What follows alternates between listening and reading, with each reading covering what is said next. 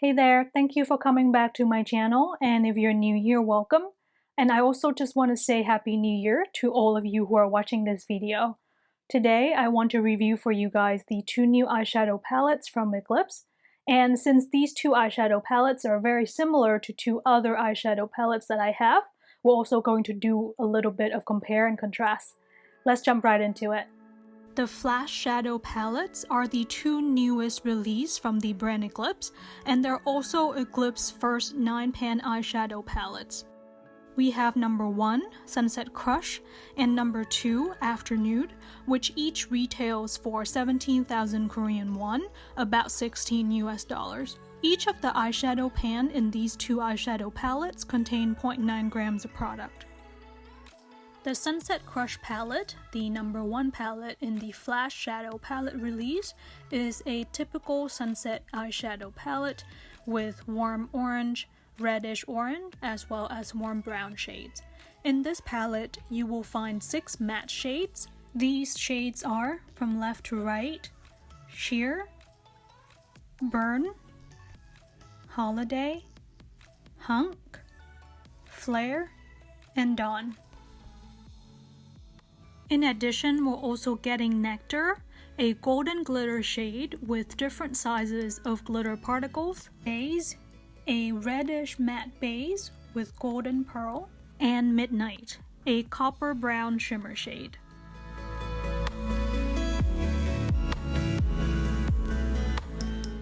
While swatching and reviewing this palette, I cannot help but notice the similarities in the color story of the Sunset Crush palette and the Dasique Rose Petal palette.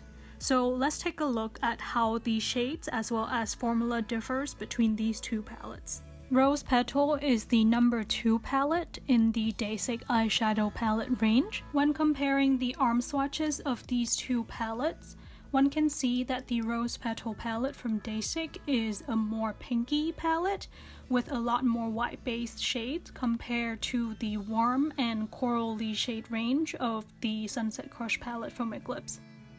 Here are the side-by-side swatches of some very similar shades in the two palettes. When comparing the texture of the eyeshadows in both palettes, I have to say that the Eclipse matte shadow formula is neck and neck with the Dasique matte shadow formula, which is known to be very finely milled and very creamy. On the other hand, both the Eclipse shimmer and glitter formula are a little bit more metallic than the counterparts in the Dasique palette. However, the plus side of this more metallic formula is that the glitter and shimmer shadows in the Eclipse palette don't actually have a lot of fallout, which is very nice to see in a very reasonably priced palette. Let's now compare these two palettes on the eyelids. Could you tell which palette I use on which eye? The answer is Dasique was used on my left, your right, and the Sunset Crush palette from Eclipse was used on my right eye, which is your left. As you can see from the eyeshadow look, the two palettes don't actually look super different on the eyelids. If you look very carefully, the Rose Petal palette will look a little bit more rosy brown, whereas the Sunset Crush palette from Eclipse is definitely warmer and more orangey brown. Let's move on to the number 2 palette, Afternoon. In this eyeshadow palette, you're getting 5 matte shades, which are everyday neutral corals and browns: Bebe, Tan, Mellow, Attitude, and Over. The remaining 4 shades in this palette all have glitter or shimmer particles. Fleek, a white base glitter shade with white, gold, and green glitter particles. Lavish, a wet looking glitter shade with very fine golden and white glitter particles. Tension, an orangey brown satin shimmer shade. And lastly, Savage, a pinky red matte base with fine golden pearls. Just like with the Sunset Crush palette, there is another palette in my collection that looks very similar to this Afternoon palette. It is the Etude House Muley Romance palette. Side-by-side arm swatches of these two palettes reveals that even though the Muley Romance is not what I consider a very warm palette, it is still distinctly warmer, though in the same color family as the Afternoon palette from Eclipse. Formula-wise, the Eclipse matte eyeshadow formula swatches more creamy and more smoothly without any clumping, even on the palm of my hand. The Eclipse matte shadows also show up true to color, while the Etude House matte eyeshadow don't show up quite as intense as they look in the pan.